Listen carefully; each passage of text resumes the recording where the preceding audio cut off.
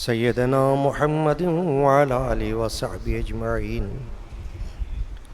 اللهم افتح لنا بالخير واختم لنا بالخير واجعل عواقب أمورنا كلها بالخير.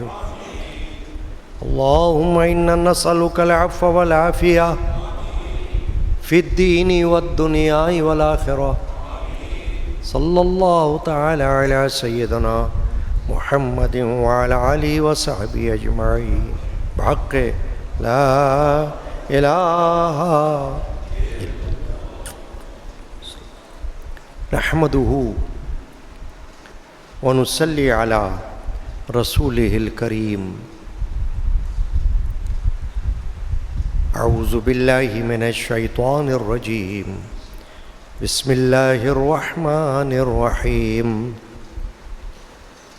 قل لا أسألكم عليه أجرا إلا المودة في القربى. صدق الله مولانا العظيم. الحمد لرب هو شاف لسقيم والشكر لمن أرحم من كل رحيم. ببركة إن الله وملائكته يصلون على النبي يا أيها الذين آمنوا صلوا عليه وسلموا تسليما. صل على سيدنا وعلى آله وصحبه أجمعين. صلاة وسلام عليك يا سيدي يا رسول الله وعلى عليك وأصحابك يا حبيب الله. أستغفر الله من كل ذنب أستغفر الله أستغفر الله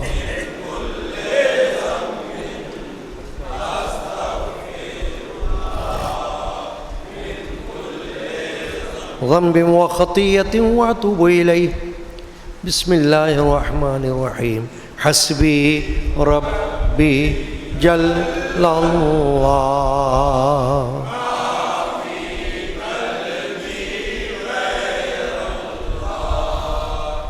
نور محمد صلى الله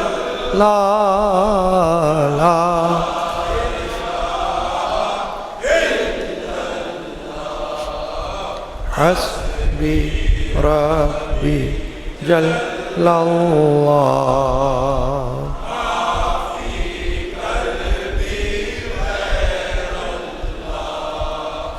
نور محمد صلى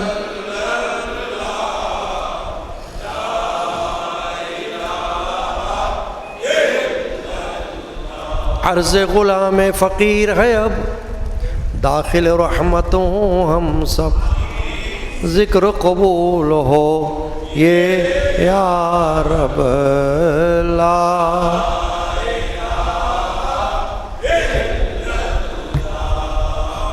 حسبی ربی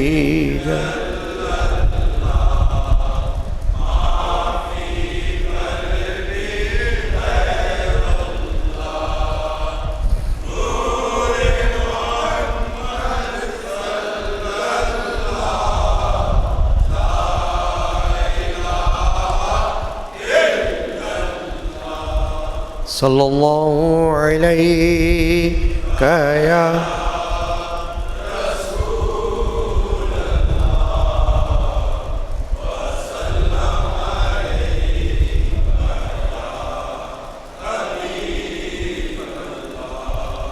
صلی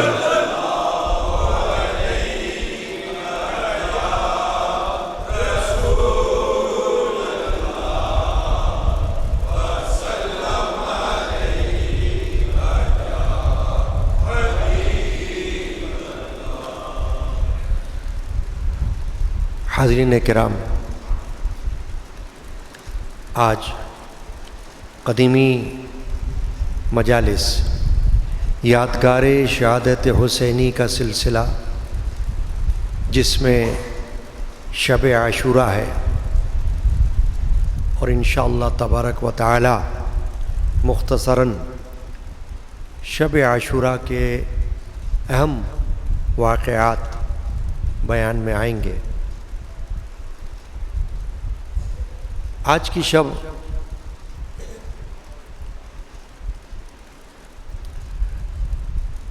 اپنے جد امجد حضرت نقیب الاولیاء شمس الفقراء مولانا الحاج الحافظ الشاہ محمد غلام رسول القادری رحمۃ اللہ تعالی علیہ کے معمول حسنہ کو پیش نظر رکھتے ہوئے صحرائے شہادت عظمیٰ جو حضرت سیدنا امام حسین رضی اللہ تعالیٰ عنہ کی شان اقدس میں میرے خاندان کے بزرگ عارف باللہ صوفی سائیں عبد الغنی القادری رحمۃ اللہ علیہ نے لکھے، اور میرے جد امجد نے ہر سال شب عاشوراء میں اس کو حاضرین کی ہمنوائی میں پیش کیا، تو اس وقت ان کی مبارک نسبت رکھتے ہوئے عقیدت اور محبت کے ساتھ یہ اشعار پیش کرتے ہیں۔ اللہ تعالیٰ بارگاہ حسینی میں قبول فرمائے۔ ببرکت بسم اللہ الرحمن الرحیم۔ آپ ہو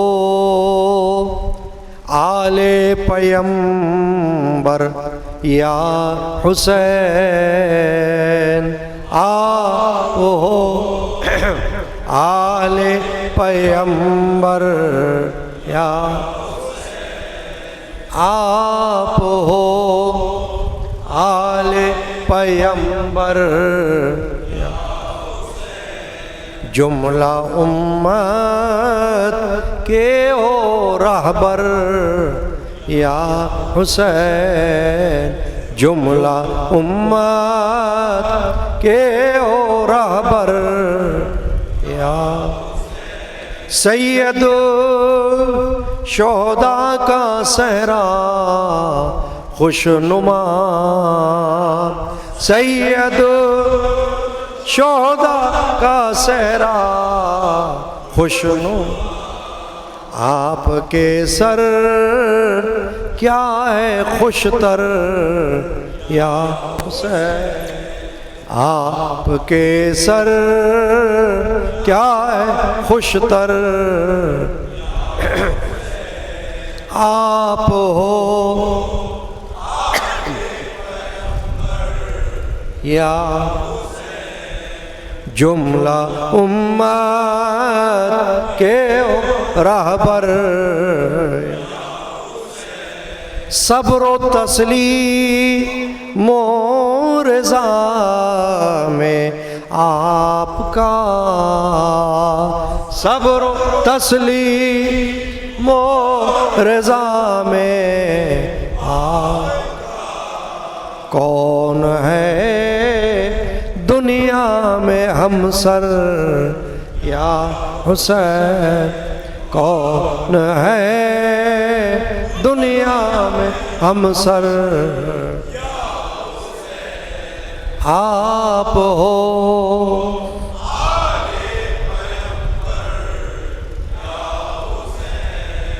جملہ امت کے رہبر،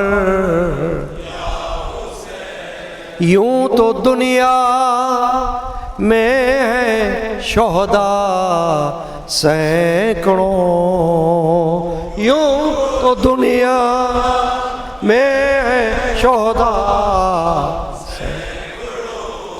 پر ہیں سب کے آپ سرور یا حسین، پر ہیں سب کے آپ سرور، آپ ہو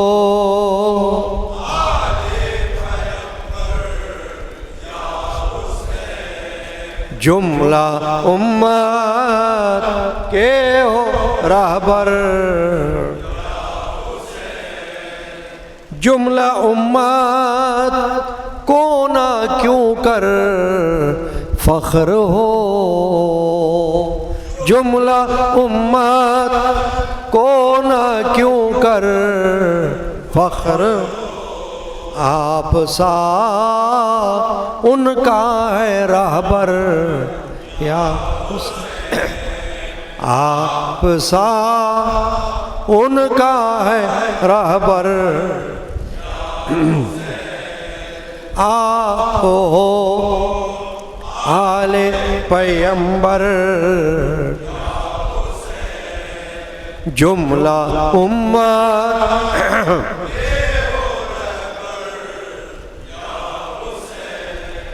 دہر میں امت کے ہو پشت و پناہ، دہر میں امت کے ہو پشت و پناہ، حشر میں ساقی کوثر یا حسین، حشر میں ساقی کوثر،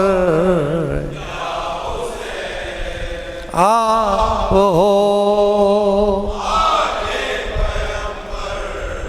یا جملہ امت رہبر،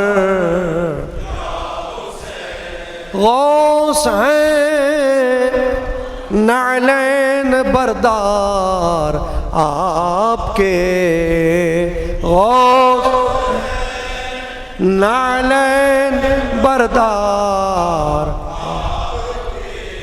قطب از خدام کمتر یا حسین، قطب از خدام کمتر یا آپ ہو آل پیمبر یا جملہ امت،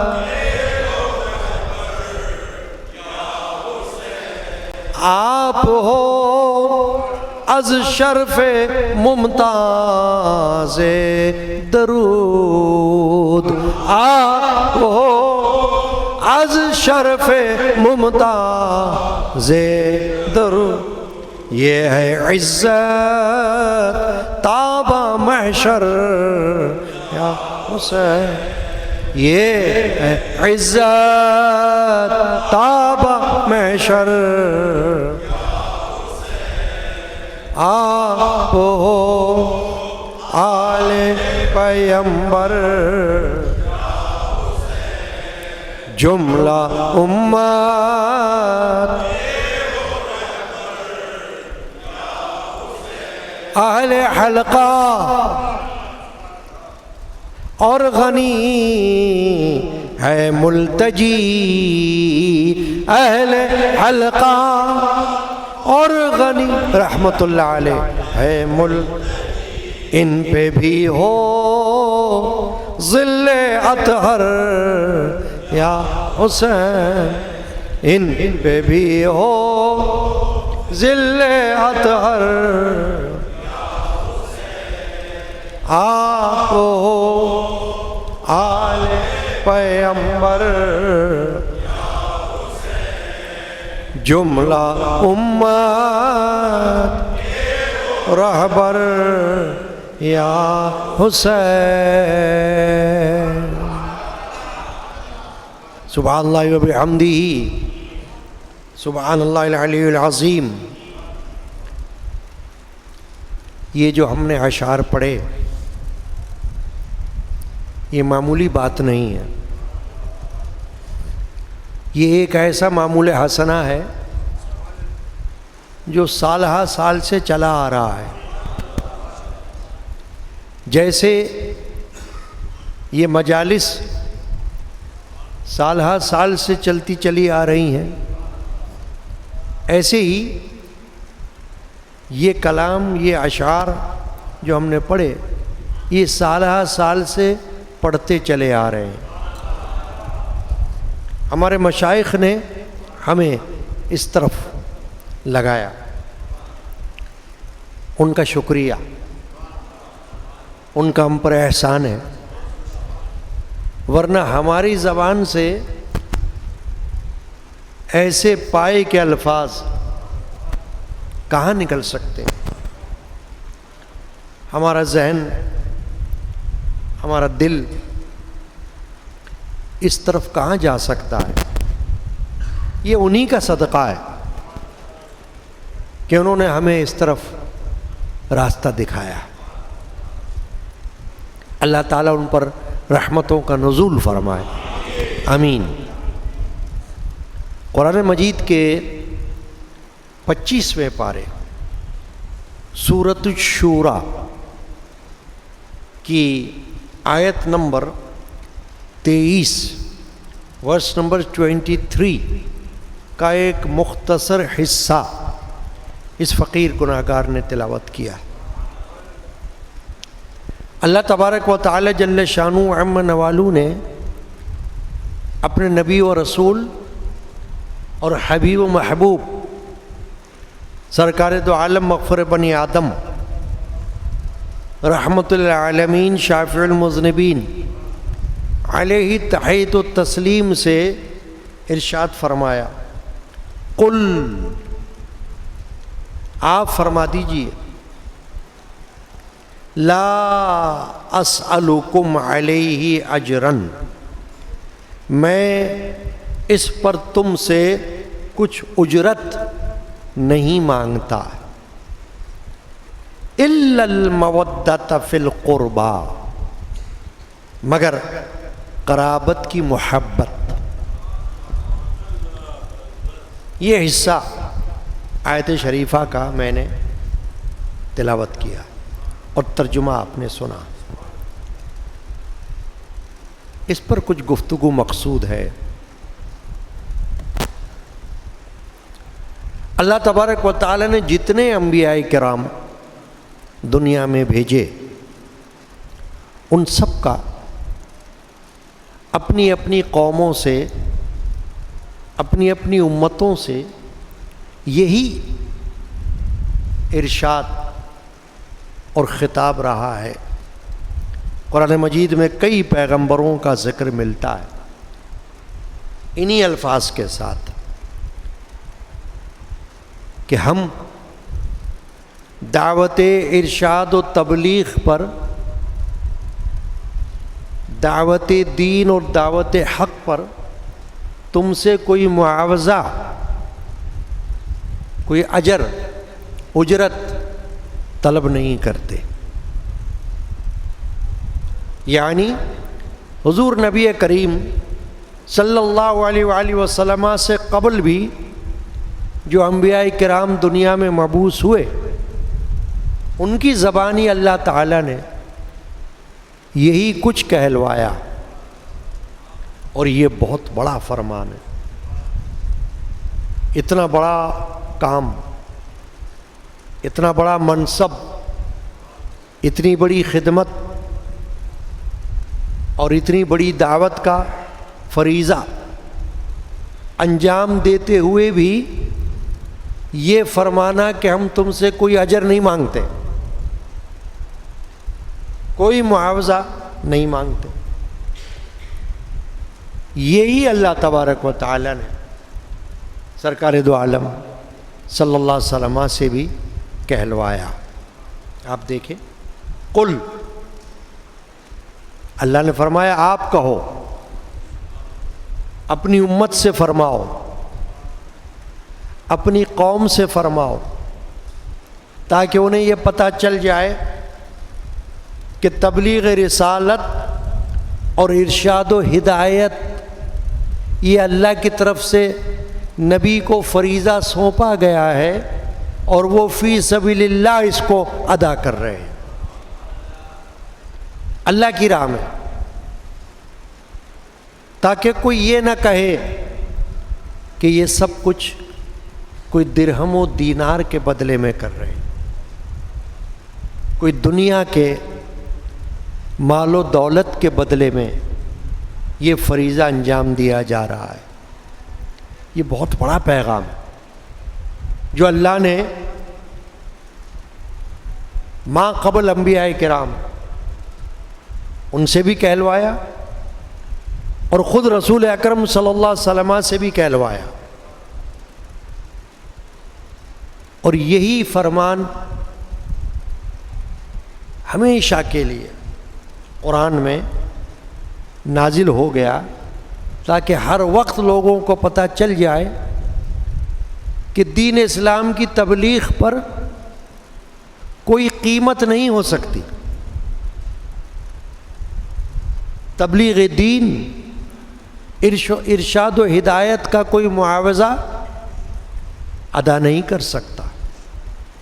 اگر کوئی کچھ دے بھی وہ ہدیہ تو ہو سکتا ہے، وہ نذرانہ تو ہو سکتا ہے، لیکن کسی کے دل میں یہ وسوسہ آئے کہ یہ قیمت ہے تو یہ اس کا وسوسہ ہی ہو سکتا ہے، کیونکہ قرآن کی تبلیغ، دین اسلام کی تبلیغ، اس کی کوئی قیمت کیا ادا کر سکتا ہے؟ بڑے سے بڑا سیٹھ، بڑے سے بڑا ساہوکار، بڑے سے بڑا مالدار جتنا کچھ بھی اللہ کی راہ میں دے دے وہ قیمت نہیں ہو سکتی، وہ معاوضہ نہیں ہو سکتا، وہ تو ہدیہ ہی ہو سکتا ہے۔ تو نظر اللہ کی راہ میں پیش کرنا یا ہدیہ پیش کرنا، یہ تو صحابہ کرام میں سنت رہی ہے۔ احادیث شریفہ اس پر ناطق گواہ ہے کہ سرکار دو عالم صلی اللہ علیہ وسلم کی خدمت اقدس میں صحابہ نے اور صحابیات نے مختلف مواقع پر ہدایہ پیش کیے۔ کسی نے جبہ مبارک پیش کر دیا، حضور نے اس کو زیب تن فرما لیا۔ کسی نے ممبر شریف بنوا دیا، سرکار اس پر رونق افروز ہو گئے۔ کسی نے کوئی پھل جو موسمی پھل ہوتا ہے، جو بازار میں نیا آ جائے، حضور کی خدمت میں لا کر پیش کر دیا، حضور نے قبول فرما لیا۔ کسی نے کچھ اور نظر پیش کی، سرکار دو عالم صلی اللہ علیہ وسلم نے رد نہیں فرمایا۔ کسی نے خوشبو پیش کی، حضور نے قبول فرما لیا۔ تو یہ سب نذرانے بارگاہ رسالت میں صحابہ کرام رضی اللہ عنہم اجمعین پیش کرتے رہے، اور یہی مشائخ کو بھی پیش کیا جاتا ہے، پیران عظام کو بھی پیش کیا جاتا ہے، مرشدان کرام کو بھی پیش کیا جاتا ہے۔ تو یہ سنت نبوی ہے، سنت صحابہ ہے، سنت صحابیات ہے، اس میں تو کوئی قابل اعتراض بات نہیں ہے۔ لیکن کوئی کچھ دے کر اگر یہ سمجھے کہ میں نے تو قیمت ادا کر دی، معاذ اللہ، استغفر اللہ، کوئی آیات قرآنی کی کیا قیمت ادا کرے، احادیث نبویہ کی کیا قیمت ادا کرے؟ ہو ہی نہیں سکتا۔ یہ تو بطور شکرانہ سمجھنا چاہیے۔ جو کچھ ہدایہ صحابہ کرام بھی پیش کرتے رہے وہ بطور شکرانے کے ہیں کہ بارگاہ الہی میں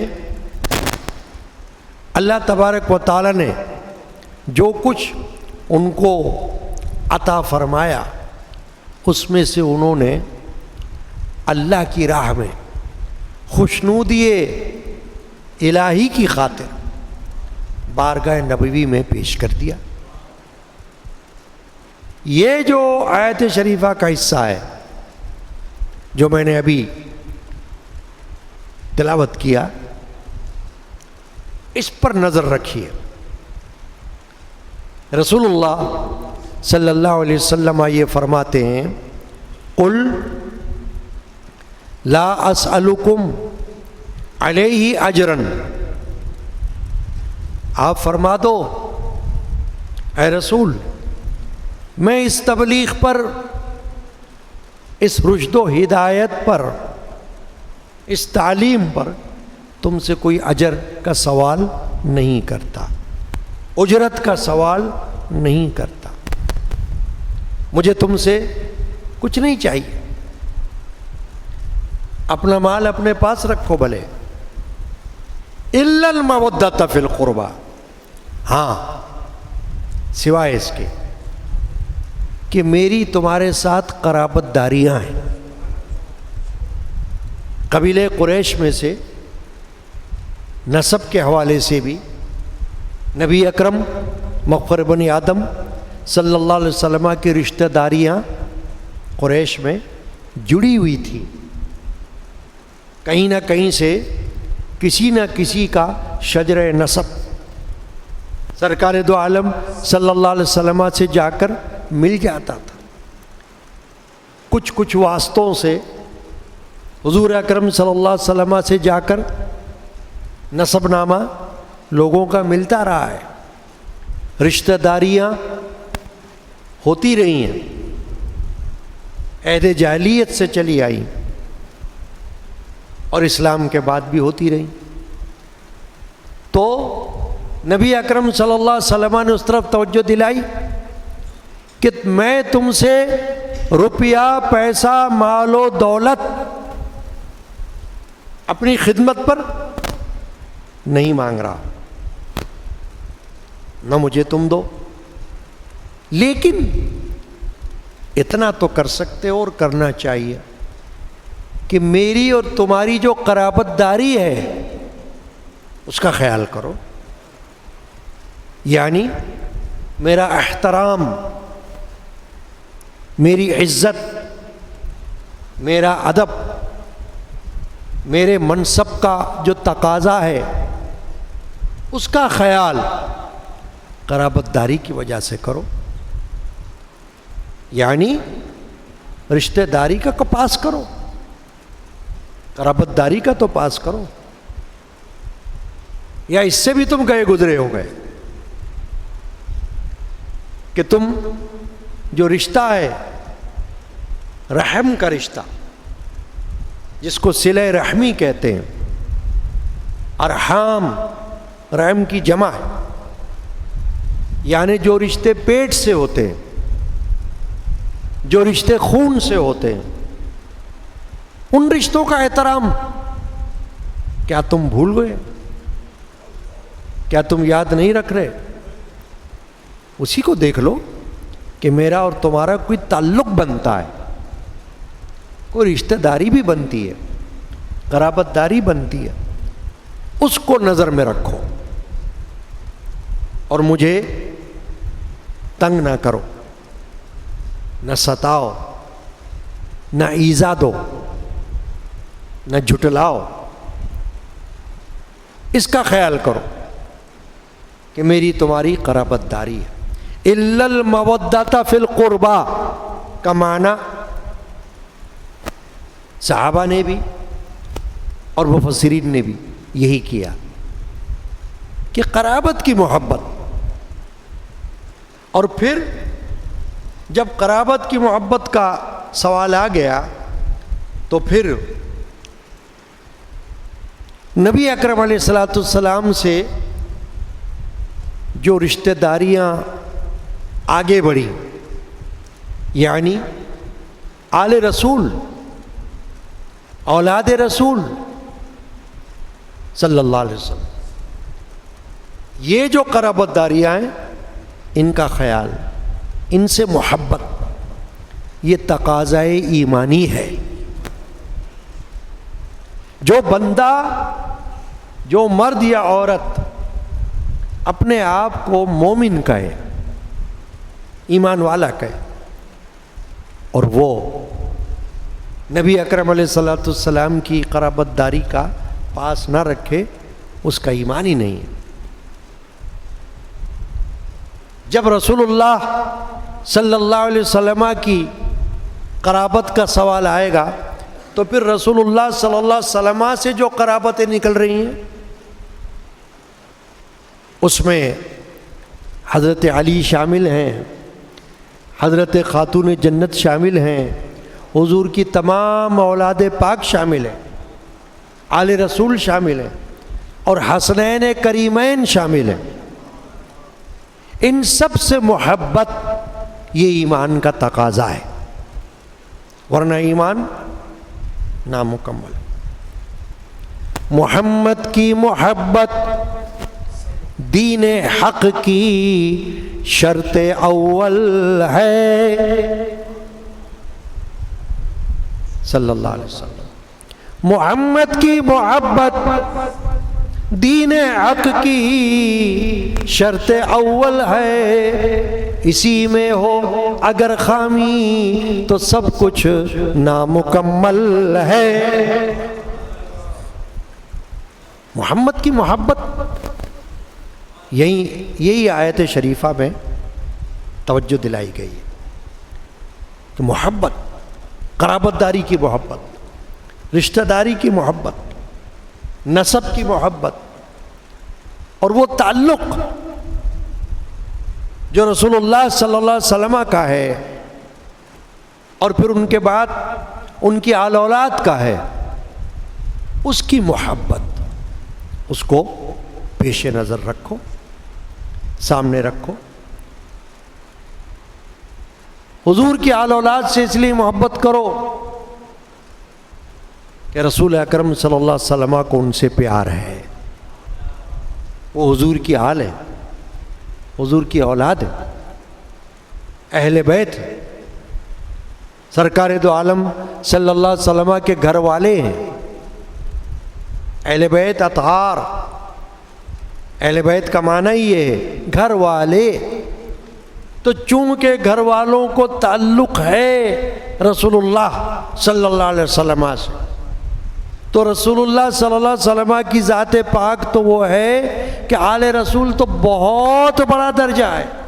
حضور کی تو سواری، حضور کے سواری کا جانور، اس سے بھی محبت ایمان کا تقاضا ہے، اس کا ادب۔ ایک بار ایک صحابی کو اللہ کے رسول صلی اللہ علیہ وسلم نے حکم دیا کہ سفر کے لیے میری سواری تیار کرو، سفر کے لیے سواری، گھوڑا تیار کرو، یعنی سامان رکھو اس پر بیٹھنے کا، سواری کا۔ تو وہ صحابی کچھ ادھر ادھر ہو گئے۔ سرکار دو عالم صلی اللہ علیہ وسلم نے پوچھا کہ میں نے تم سے کیا کہا تھا کہ سواری کا سامان رکھو، سواری تیار کرو، اور تم نے اس پر عمل نہیں کیا۔ عرض کیا یا رسول اللہ معاف فرمائیے گا، میں ناپاکی کی حالت میں تھا، تو میرے دل نے گوارا نہ کیا کہ میں حضور کی سواری کو ہاتھ لگاؤں۔ حدیث پاک۔ یہ بھی ادب ہے، یہ بھی تقاضا ادب ہے، یہ حرمت ہے سواری رسول اللہ کی کہ جس پر حضور صلی اللہ علیہ وسلم سواری فرماتے تھے۔ جب اس کا یہ ادب ہے تو پھر آل رسول کا کیا ادب ہو، پھر ان کی کیا عزت ہو، پھر ان کو کس نظر سے ہمیں عقیدت اور محبت کی نظر سے دیکھنا ہوگا۔ آپ نے انہی مجالس کے دوران میں ایک واقعہ سنا تھا۔ کون سا واقعہ؟ کہ رسول اللہ صلی اللہ علیہ وسلم ایک سفر میں نکلے اور آپ کے ساتھ صحابہ تھے، تو راستے میں جب رکے تو عبداللہ بن ابی رئیس المنافقین وہاں بیٹھا ہوا تھا، اور رسول اللہ صلی اللہ علیہ وسلم دراز گوش پر سوار تھے، دراز گوش پر سوار تھے، یعنی گدھے پر سوار تھے۔ تو حضور کی سواری کے جانور کو دیکھ کر اس رئیس المنافقین نے یہ جتلاتے ہوئے کہ بو آ رہی ہے اپنی ناک بند کر لی۔ اس وقت عبداللہ بن رواحہ رضی اللہ تعالی عنہ نبی اکرم علیہ الصلوۃ والسلام کے ساتھ تھے۔ انہوں نے یہ دیکھ کر فوراً یہ کہا کہ وہ منافق، حضور کی سواری کے جانور کی جو بو ہے وہ تیری مشک سے بہتر ہے، یعنی تو اس مقام کو نہیں جانتا، تو اس عقیدت کو نہیں پہچانتا، تو کیا جانے سرکار دو عالم صلی اللہ علیہ وسلم کے مقام و مرتبے کو اور ان کے سواری کے مقام و مرتبے کو۔ یہ باتیں میں نے اس لیے کہیں کہ جہاں نبی اکرم صلی اللہ علیہ وسلم کے سواری کے جانور کا یہ احترام ہے تو وہاں آل رسول کا احترام کتنا کرنا ہوگا۔ یہ وہی تو احترام اور وہی محبت ہے جو ہمیں اپنے گھروں سے لا کر یہاں بٹھاتی ہے، یہاں جمع کرتی ہے۔ کیوں کہ رسول اکرم علیہ الصلوۃ والسلام نے ایک نہیں متعدد احادیث میں یہ ارشاد فرمایا کہ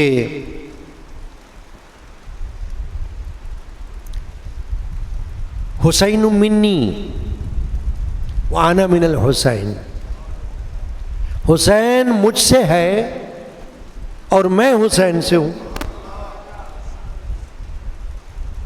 کہیں حضرت علی کے لیے فرمایا علی منی وانا من العلی، میں علی سے ہوں وہ علی مجھ سے ہے، علی مجھ سے ہے اور میں علی سے ہوں۔ اس کا مطلب یہ ہے کہ ہم دونوں کو الگ الگ نہ دیکھنا، اگر مجھ سے محبت رکھنا تو علی سے بھی محبت رکھنا اور حسین سے بھی محبت رکھنا۔ کہیں یہ فرمایا فاطمہ بدعۃ منی، فاطمہ میرے جگر کا ٹکڑا ہے، جس نے انہیں غضبناک کیا اس نے مجھ کو غضبناک کیا، یعنی جس نے انہیں غصہ دلایا تو سمجھو کہ اس نے مجھے غصہ دلایا، مجھے ناراض کیا۔ اب یہ کڑیاں ہیں جو ملتی ہیں ایک دوسرے کے ساتھ، اور ان کو سمجھنے کے لیے بڑا ایمان چاہیے اور ایمان کی محبت چاہیے، عقیدت چاہیے۔ بغیر عقیدت بغیر محبت کے یہ نظر نہیں آ سکتا۔ چنانچہ ہر مومن مرد اور ہر مومن عورت اس کے لیے لازم ہے کہ وہ اہل بیت کی محبت رکھے۔ اہل بیت کی محبت کے لیے معاذ اللہ صحابہ سے بغض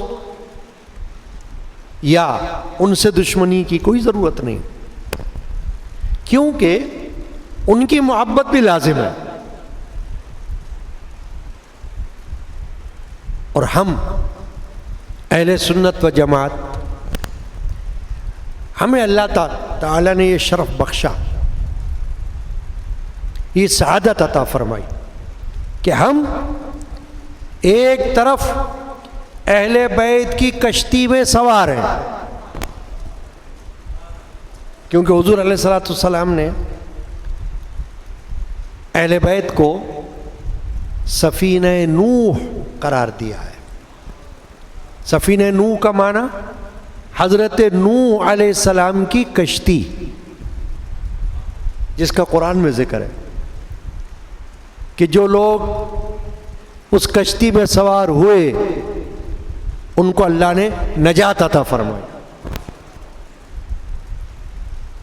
بیڑا پار ہو گیا ان کا، وہ بخشے گئے، اور جو اس میں سوار نہ ہوئے وہ ڈوب گئے پانی میں، بیڑا غرق ہو گیا ان کا، وہ خود غرق ہو گئے۔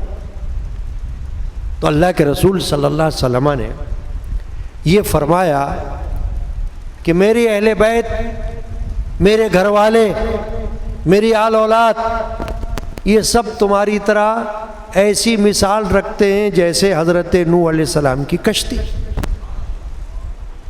اور پھر صحابہ کے لیے فرمایا کہ صحابہ تمہارے لیے امان ہیں، اور یہ فرمایا کہ صحابہ ستاروں کی مانند ہیں، اصحابی کالنجوم بأیہم اقتدیتم اہتدیتم۔ فرمایا میرے اصحاب رضی اللہ عنہ اجمعین ستاروں کی طرح ہے، جیسے آسمان پہ ستارے ہوتے چمک رہے ہیں، دمک رہے ہیں۔ فرمایا ان میں سے تم جس کی بھی پیروی کرو گے ہدایت پاؤ گے، گمراہ نہیں ہو سکتے۔ چنانچہ معلوم ہوا کہ ایک طرف صحابہ کرام، ایک طرف اہل بیت عظام، ہم اہل سنت و جماعت الحمدللہ و شکر للہ دونوں سے محبت اور عقیدت کا دم بھرتے ہیں۔ ہمارا ایمان مکمل نہیں ہو سکتا اگر ہم صحابہ کو مانیں اور اہل بیت کو نہ مانیں۔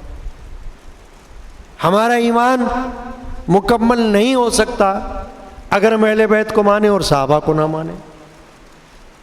ہمیں دونوں کو ماننا ہے، دونوں کو۔ ہم نہ راوزی ہیں، نہ خارجی ہیں، نہ ناسبی ہیں۔ راوزی وہ جو اہل بیت سے تو محبت رکھے، صحابہ سے محبت نہ رکھے۔ ناسبی وہ جو صحابہ کو عقیدت سے دیکھے، اہل بیت سے محبت نہ رکھے، اور خارجی وہ جو دونوں سے محبت نہ رکھے۔ مگر ہم الحمدللہ اہل سنت ہیں کہ ہم صحابہ کرام اور اہل بیت اعظام دونوں کے ماننے والے ہیں۔ اہل بیت کی محبت تو یہ آیت شریفہ سے بھی نکل رہی ہے، اور صحابہ کے لیے اللہ نے قرآن میں فرمایا رضی اللہ عنہم ورضوا عنہ، اللہ ان سے راضی ہے اور یہ اس سے راضی، یعنی اللہ ان سے راضی ہے اور یہ اللہ سے راضی ہے۔ تو جب اللہ صحابہ سے راضی ہے اور صحابہ اللہ سے راضی ہیں تو ہمیں بھی ان سے راضی رہنا چاہیے، کیونکہ قرآن مجید میں صحابہ کا بھی ذکر ہے اور اہل بیت کا بھی ذکر ہے، تو ہمارے لیے دونوں کی محبت فرض ہے۔ اللہ تعالی ہمیں اس کی توفیق عطا فرمائے۔ رسول پاک پہ بھیجائے خدا درود و سلام، علی و فاطمہ حسن و حسین پر بھی مدام۔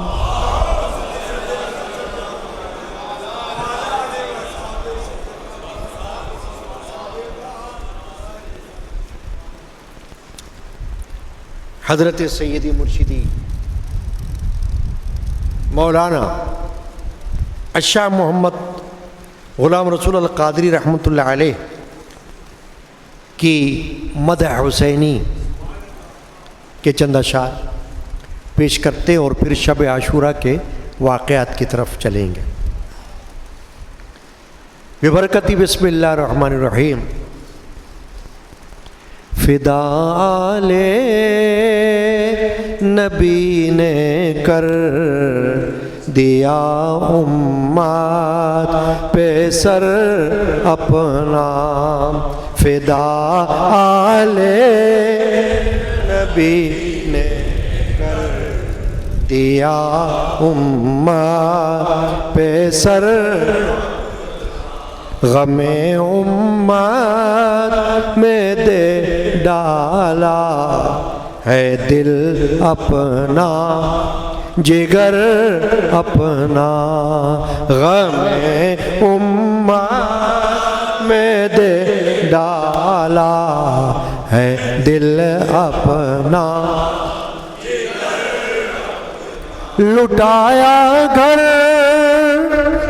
کٹایا سر، ہوا ہنگامہ محشر، لٹایا گھر کٹایا ہوا ہنگامہ محشر، زمین کربلا میں خون بہایا اس قدر اپنا، زمین خون بہا اس، یہ تعلیم پیغمبر تھی، یہ فرمان محمد تھا، یہ تعلیم یہ فرمان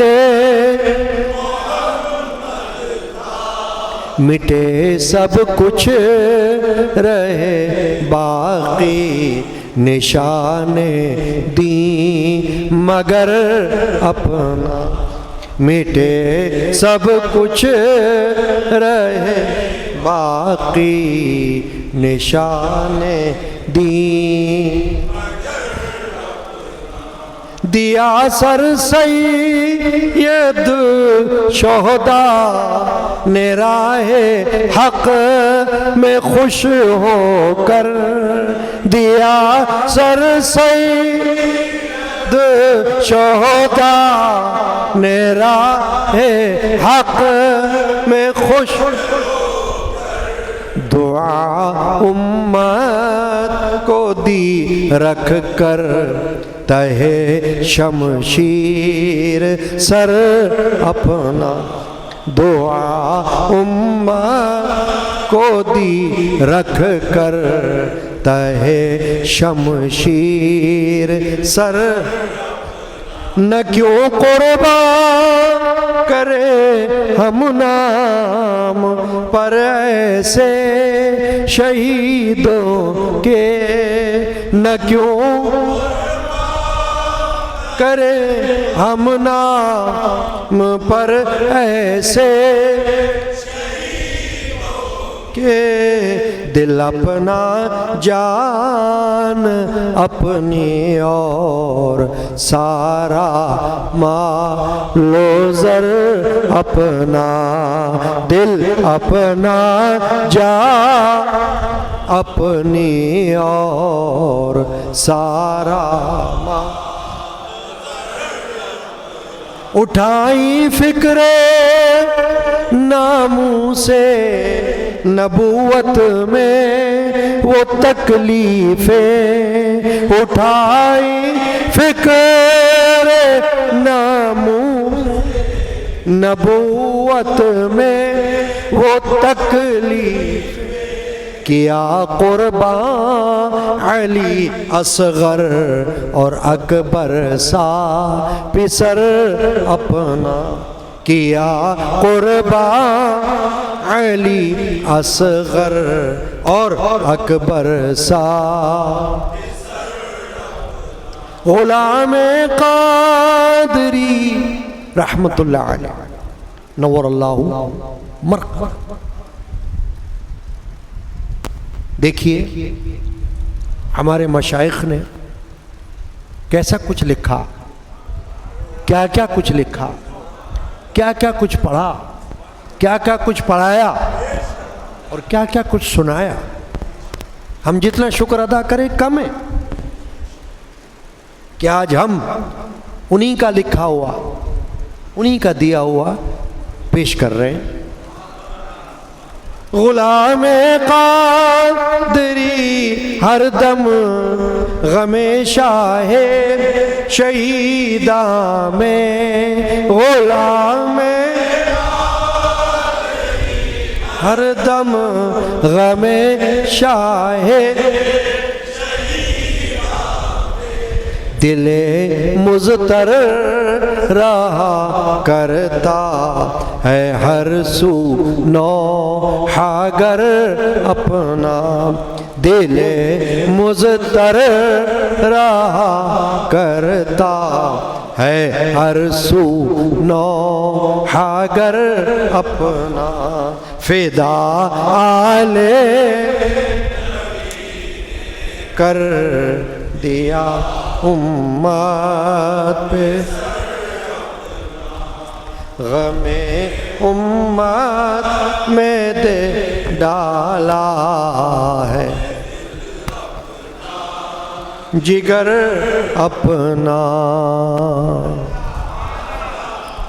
رسول پاک پہ بھیج اے خدا درود و سلام، علی و فاطمہ حسن و حسین پر بھی مدام، اللہم صلی علی سیدنا محمد۔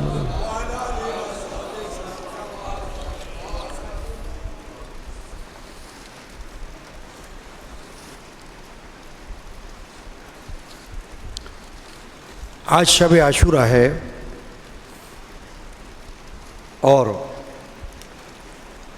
سفر جو حضرت امام علی مقام امام حسین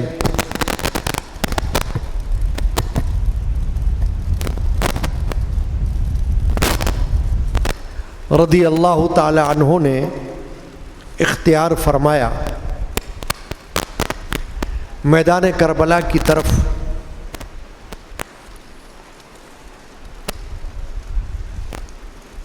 اس کی طرف کچھ نظر ڈالتے ہیں۔ حضرت سید الشہداء امام حسین رضی اللہ تعالی عنہ، جن کا کربلا میں شہید ہونا ازل میں مقدر ہو چکا تھا، ان کے لیے اب ایسے حالات پیدا ہو چکے تھے کہ کربلا کی طرف جانا ان کا ناگزیر ہو گیا۔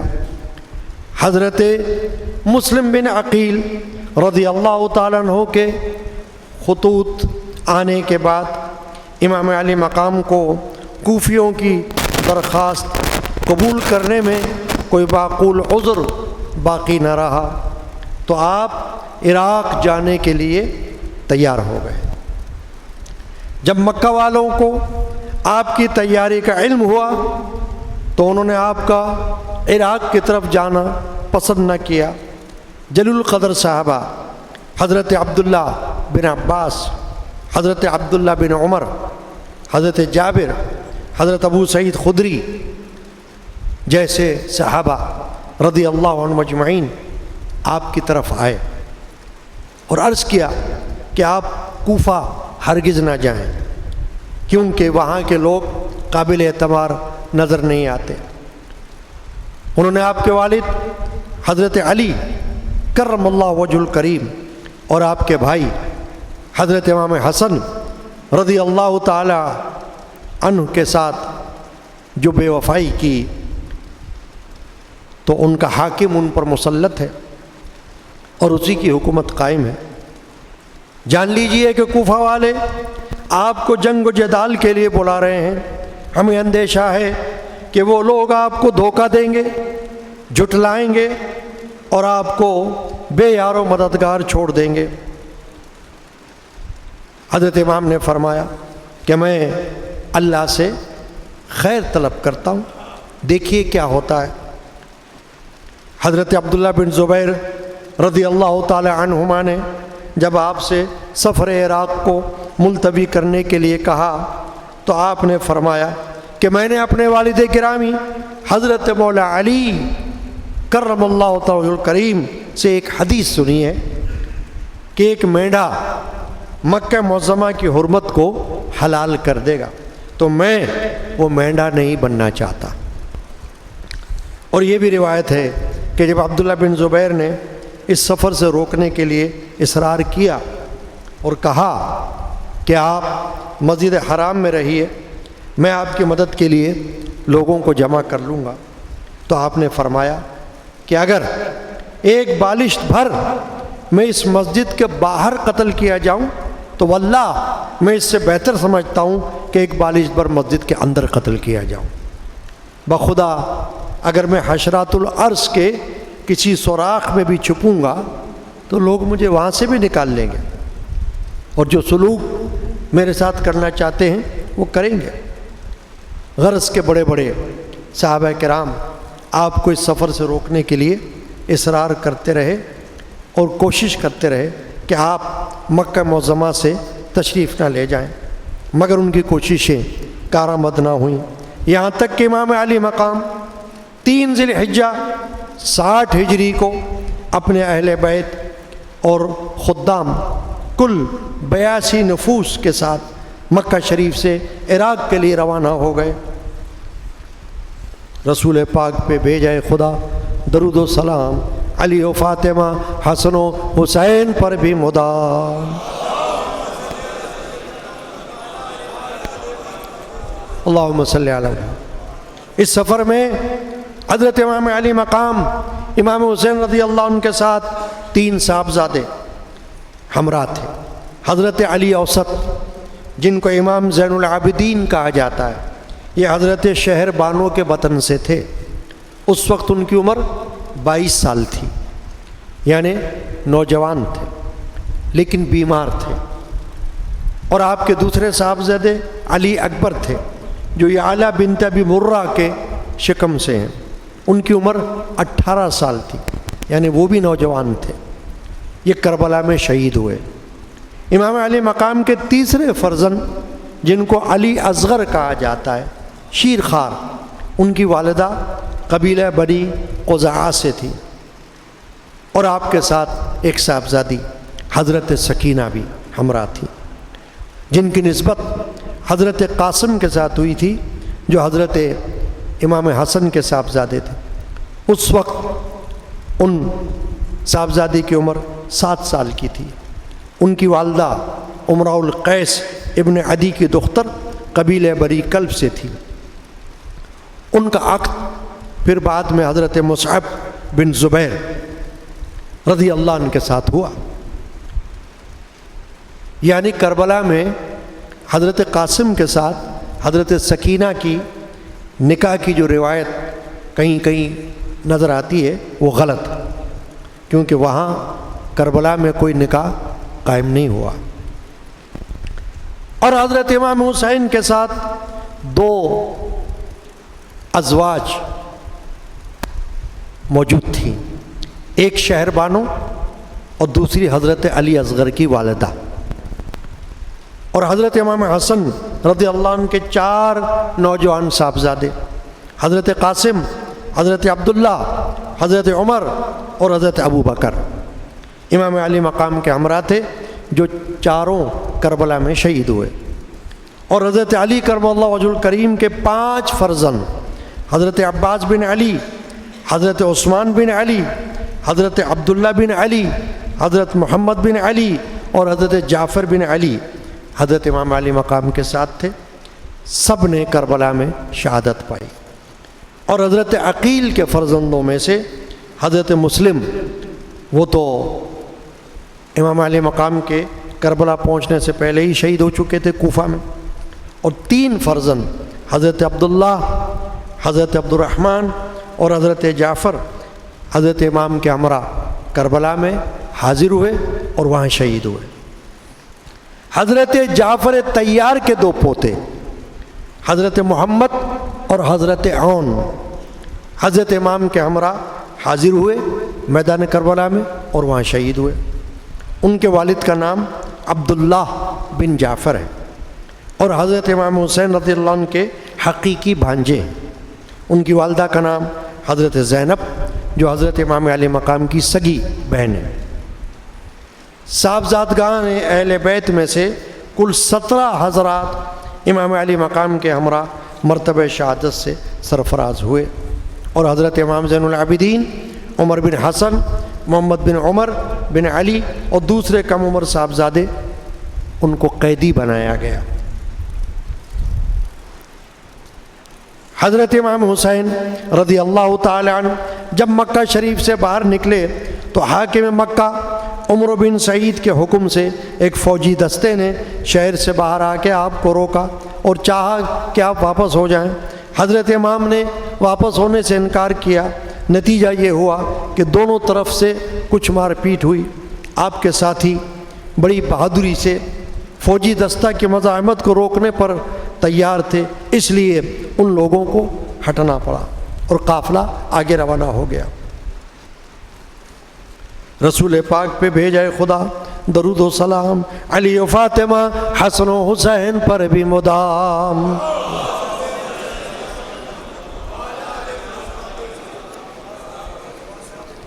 حضرت امام علی مقام امام حسین رضی اللہ تعالی عنہ جب مقام حاجر میں پہنچے تو اپنے ایک مخلص قیس بن مسحر کو خط دے کر کوفہ روانہ فرمایا۔ اس خط کا مضمون ایسا تھا: حمد الہی اور سلام کے بعد معلوم ہو کہ مسلم بن عقیل کے خط سے تم لوگوں کے حالات کی درستگی اور میری مدد پر تم سب کے متفق ہونے کا علم ہوا۔ میں خدا تعالیٰ سے دعا کرتا ہوں کہ ہم پر احسان فرمائے اور تم لوگوں کو اس بات پر اجر عظیم عطا فرمائے۔ میں مکہ معظمہ سے روانہ ہو چکا ہوں۔ جب میرا خط پہنچے تو اپنا انتظام تم لوگ جلدی درست کر لینا، اس لیے کہ میں چند ہی روز میں انشاءاللہ تمہارے پاس پہنچنے والا ہوں۔ حضرت قیس جب امام کا خط لے کر قادسیہ پہنچے تو حسین بن نمیر جو ابن زیاد کے حکم سے ایک فوج کے ساتھ پہلے سے ناکہ بندی کیے ہوئے تھا، اس نے قیس کو گرفتار کر کے ابن زیاد کے پاس کوفہ بھیج دیا۔ ابن زیاد نے کہا اگر تم اپنی جان بچانا چاہتے ہو تو گورنر ہاؤس کی چھت پر چڑھ کر حسین بن علی کے خلاف تقریر کرو اور ان کو برا کہو۔ حضرت قیس چھت پر چڑھ گئے اور حمد و صلات کے بعد فرمایا: اے لوگو، رسول اکرم صلی اللہ علیہ وسلم کے پیارے نواسے حضرت حسین بن علی اس وقت خلق خدا میں سب سے بہترین شخص ہیں۔ میں انہی کا بھیجا ہوا تم لوگوں کے پاس آیا ہوں۔ تمہارا فرض ہے کہ ان کی مدد کے لیے قدم آگے بڑھاؤ اور ان کی آواز پر لبیک کہو۔ پھر حضرت قیس نے ابن زیاد اور اس کے باپ کو برا کہا اور حضرت علی کے لیے دعائے خیر کی۔ ابن زیاد آپ کی یہ تقریر سن کر غضبناک ہو گیا اور حکم دیا کہ انہیں چھت کے اوپر سے نیچے گرا دیا جائے تاکہ ان کے ٹکڑے ٹکڑے ہو جائیں۔ بے رحموں نے ان کو نیچے گرا دیا جس سے ان کی ہڈیاں چکنا چور ہو گئیں اور وہ انتقال کر گئے۔ جب آپ اس منزل سے آگے بڑھے تو ایک کنویں پر آپ کی ملاقات عبداللہ بن متی سے ہوئی۔ انہوں نے عرض کیا: یا ابن رسول اللہ، میرے ماں باپ آپ پر قربان ہوں، آپ ادھر کیسے تشریف لائے؟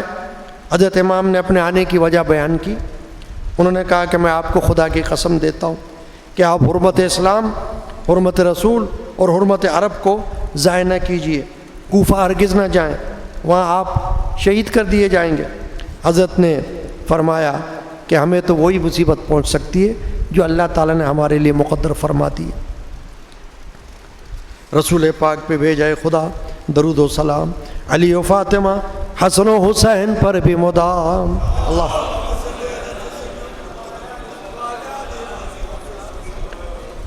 اللہم صلی علی محمد وعلی آلہ وصحبہ اجمعین۔ حضرت امام علی مقام حسین رضی اللہ تعالیٰ عنہ کو ابھی تک کوفہ کے حالات معلوم نہ ہوئے تھے۔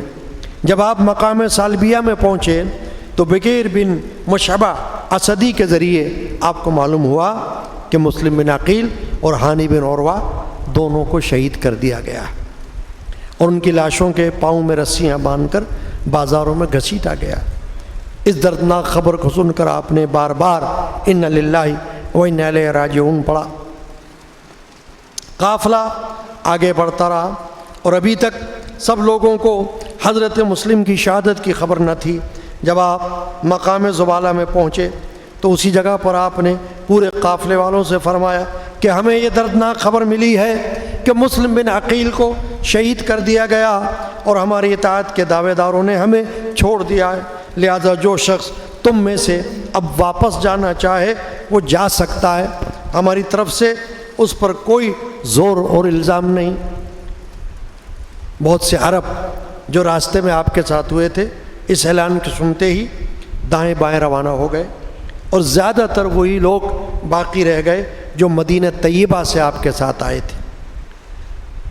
محرم 60 ہجری کی پہلی تاریخ کو جب کہ آپ کوہ ذی حشم کے دامن میں پہنچ کر خیمہ زن ہوئے، حر بن یزید تمیمی 1000 لشکر کے ساتھ آپ کو گرفتار کرنے کے لیے آپ پہنچا۔ دوپہر کا وقت تھا، دشمن کے گھوڑے اور سارے آدمی بہت پیاسے تھے۔ حضرت امام حسین رضی اللہ عنہ نے سب کو پانی پلوایا۔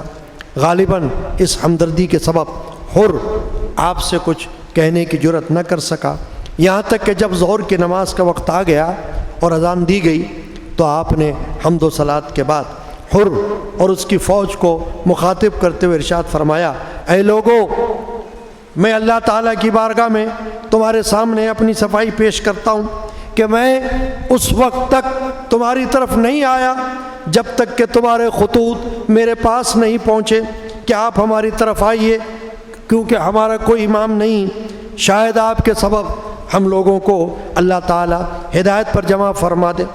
اب اگر تم لوگ اپنی بات پر قائم ہو تو میں تو آ ہی چکا ہوں، تم مجھ سے وعدہ کرو تاکہ مجھے اطمینان ہو جائے تو میں تمہارے شہر میں چلوں، اور اگر میرا آنا تم پسند نہیں کرتے تو میں جہاں سے آیا ہوں وہیں واپس چلا جاؤں۔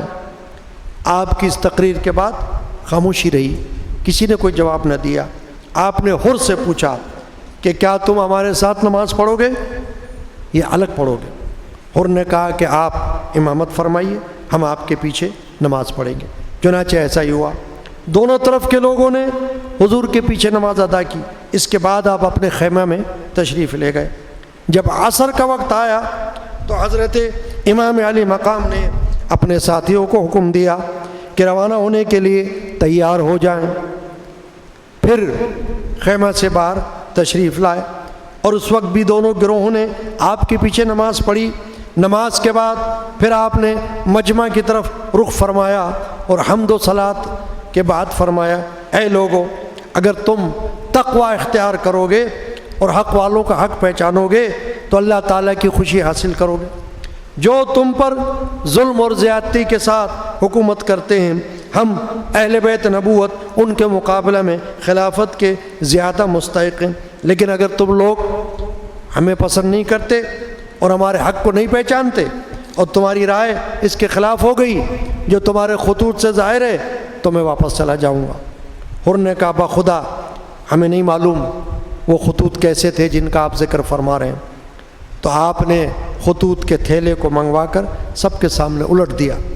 حر نے کہا، ہم ان لوگوں میں سے نہیں ہیں جنہوں نے آپ کو یہ خطوط لکھے، ہم کو تو یہ حکم دیا گیا ہے کہ آپ جہاں بھی مل جائیں آپ کا ساتھ نہ چھوڑیں یہاں تک کہ ابن زیاد کے پاس آپ کو پہنچا دیں۔ آپ نے فرمایا، اس مطلب کے حاصل کرنے سے تیرے لیے اے حر مر جانا زیادہ اچھا ہے۔ پھر آپ نے اپنے ساتھیوں کو سوار ہو کر لوٹنے کا حکم دیا۔ حر نے واپس ہونے سے روکا۔ آپ نے فرمایا کہ تو کیا چاہتا ہے؟ حر نے کہا، خدا کی قسم اگر آپ کے علاوہ کوئی دوسرا عرب ایسا کرتا تو میں اس کے ساتھ کچھ اور کرتا۔ امام نے فرمایا، تو کیا چاہتا ہے؟ کہا، میں آپ کو ابن زیاد کے پاس لے جانا چاہتا ہوں۔ آپ نے فرمایا، خدا کی قسم یہ نہیں ہوگا۔ اس نے کہا، میں بھی آپ کو نہیں چھوڑوں گا۔ اسی طرح تکرار ہوتی رہی۔ آخر حر نے کہا مجھے آپ سے لڑنے کا حکم تو نہیں دیا گیا ہے، مجھے تو صرف یہ حکم ہے کہ میں آپ کے ساتھ ساتھ رہوں یہاں تک کہ آپ کوفہ پہنچ جائیں۔ اگر آپ کوفہ جانے سے انکار کرتے ہیں تو جب تک میں ابن زیاد کی رائے معلوم نہ کر لوں تو آپ ایسا راستہ اختیار کریں جو نہ کوفہ کی طرف جاتا ہو اور نہ مدینہ کی طرف۔ آپ کو اس کی یہ بات سمجھ میں آئی؟ آپ نے قادسیہ اور عزیب کی راہ سے بائیں مڑ کر جانا اختیار کیا اور حر بھی ساتھ ساتھ چلتا رہا۔ جب امام کا قافلہ قصر بنی بقاتل پہنچا تو آپ نے وہاں قیام فرمایا اور تھوڑی دور پر حر بھی ٹھہر گیا۔ آدھی رات کے بعد آپ نے ساتھیوں سے فرمایا کہ پانی بھر لو اور چلو۔ ابھی تھوڑی دیر چلے تھے کہ ذرا آنکھ لگ گئی، پھر چونک گئے اور 3 بار فرمایا ان للہ و انا الیہ راجعون۔ یہ سن کر آپ کے صاحبزادے حضرت امام زین العابدین نے آپ کے قریب آ کر عرض کیا کہ اے بابا، اس وقت یہ کلمات آپ کی زبان پر کیوں کر آئے؟ فرمایا ابھی میری آنکھ لگ گئی تھی، میں نے دیکھا کہ ایک سوار کہہ رہا ہے کہ یہ لوگ راستے پر چل رہے ہیں اور موت ان کی طرف بڑھ رہی ہے، میں سمجھتا ہوں کہ ہمیں موت کی اطلاع دی گئی ہے۔ صاحبزادے نے کہا اللہ تعالیٰ آپ کو ہر بلا سے محفوظ رکھے، کیا ہم حق پر نہیں ہیں؟ آپ نے فرمایا اس خدائے ذوالجلال کی قسم جس کی طرف ہم سب کو لوٹ کر جانا ہے، ہم تو حق پر ہیں۔ بہادر صاحبزادے نے کہا جب ہم حق پر ہیں تو ایسی موت کی ہمیں کوئی پرواہ نہیں۔ آپ نے فرمایا اللہ تمہیں جزائے خیر عطا فرمائے جو کسی بیٹے کو اس کے باپ کی طرف سے مل سکتی ہو۔ جب آپ کا قافلہ نینوا میں پہنچا تو کوفہ کی طرف سے ایک سوار آتا دکھائی دیا، سب اس کا انتظار کرنے لگے۔ وہ آیا تو امام علی مقام کی طرف متوجہ نہیں ہوا، حر کو سلام کیا اور اس کو ابن زیاد کا خط دیا جس میں لکھا تھا کہ حسین کو آگے بڑھنے نہ دیا جائے، انہیں روک دیا جائے اور انہیں چٹیل میدان میں اترنے پر مجبور کر دیا جائے جہاں کوئی پناہ کی جگہ انہیں نہ مل سکے اور نہ ان کو پانی ملے۔ میں نے قاصد کو حکم دیا ہے کہ وہ تمہارے ساتھ رہے تاکہ تمہاری کارگزاری کی ہمیں اطلاع ملتی رہے اور تم سے الگ نہ ہو جب تک کہ ہمارے حکم پر عمل نہ ہو جائے۔ حر نے حضرت امام علی مقام اور ان کے ساتھیوں کو خط کے مضمون سے مطلع کیا۔ حضرت نے فرمایا اچھا ہم کو ذرا آگے بڑھ کر سامنے والے گاؤں غازریہ یا شفیہ میں ٹھہرنے دو۔ حر نے کہا ہمیں تو میدان میں ٹھہرنے کا حکم دیا گیا ہے اور نگراں ہمارے ساتھ ہے، ابن زیاد کو وہ ہمارے اس بات کی اطلاع کر دے گا۔ حر کے اس جواب پر حضرت امام کے ساتھیوں میں جوش پیدا ہو گیا۔ حضرت زہیر بن قین نے کہا یہ ابن رسول اللہ، ان سے جنگ کرنا ہمارے لیے آسان ہے بنسبت ان لوگوں کے جو ان کے بعد آئیں گے، اس لیے کہ وہ اتنے ہوں گے کہ ہم کو ان سے مقابلے کی طاقت نہ ہوگی۔ مگر حضرت نے فرمایا ہم اپنی طرف سے جنگ کی ابتدا نہیں کریں گے۔ آپ نے حر سے فرمایا اچھا کچھ چلنے دو۔ حر خاموش رہا، آپ بائیں طرف چل پڑے۔ ابھی آپ تھوڑا سا چلے تھے کہ حر کے سپاہیوں نے آ کر روک دیا اور کہا بس آپ یہاں اتر جائیے، فرات یہاں سے دور نہیں ہے۔ آپ نے پوچھا اس جگہ کا نام کیا ہے؟ لوگوں نے کہا اس کا نام کربلا ہے۔ اس لفظ کو سنتے ہی آپ گھوڑے سے اتر پڑے۔ فرمایا حاضی کربلا موضع کربی و بلائن حاض مناخ رکابنا و محط رحالنا و مقتل رجالنا، یہ کربلا ہے جو مقام کرب و بلا ہے، یہی ہمارے اونٹوں کے بیٹھنے کی جگہ ہے، یہی ہمارے مال و اسباب اتریں گے اور اسی مقام پر ہمارے ساتھی قتل کیے جائیں گے۔ یہ محرم 61 ہجری کی دوسری تاریخ پنجشنبہ جمعرات کا دن تھا، جب حضرت امام حسین جب حر نے حضرت امام حسین رضی اللہ تعالیٰ عنہ کو کربلا میں اترنے پر مجبور کر دیا تو اس نے ابن زیاد کو اس بات کی اطلاع دی۔ یہ وقت وہ تھا جب کہ ایران میں بغاوت ہو گئی تھی۔ ابھی اس کو بغاوت کو فروغ کرنے کے لیے عمر بن سعد کو 4000 فوج کا سردار بنایا گیا اور رے کی حکومت کا پروانہ لکھ کر دیا گیا۔ ابن سعد اپنی فوج کے ساتھ نکل کر تھوڑی دور پہنچا تھا کہ ابن زیاد نے اسے واپس بلا کر حکم دیا کہ پہلے حسین کی مہم سر کرو، اس کے بعد ایران کی طرف روانہ ہونا۔ عمرو حضرت سعد بن ابی وقاص رضی اللہ تعالیٰ عنہ جو صحابی رسول اور عشر مبشرہ میں سے ان کا بیٹا تھا، وہ نواز رسول حضرت امام حسین رضی اللہ عنہ کی فضیلت سے خوب واقف تھا، اس لیے اس نے ابن زیاد سے کہا کہ مجھے اس کام کے لیے نہ بھیجیں۔ ابن زیاد نے کہا اگر حسین کے مقابلے کے لیے نہیں جاتے ہو تو پھر رے کی حکومت سے دستبردار ہو جاؤ۔ ابن سعد نے اس معاملے پر غور کرنے کے لیے ایک دن کی مہلت لی، آخر دنیاوی حکومت کی لالچ میں آ کر امام علی مقام سے مقابلے کے لیے تیار ہو گیا، اور وہی 4000 کی فوج جو ملک ایران جانے کے لیے تیار تھی انہیں ساتھ لے کر 30 محرم کو کربلا پہنچ گیا، یہاں تک کہ ابن سعد کے پاس 22,000 کا لشکر جمع ہو گیا۔ رسول پاک پہ بھیجائے خدا درود و سلام، علی و فاطمہ حسن و حسین پر بھی مدام۔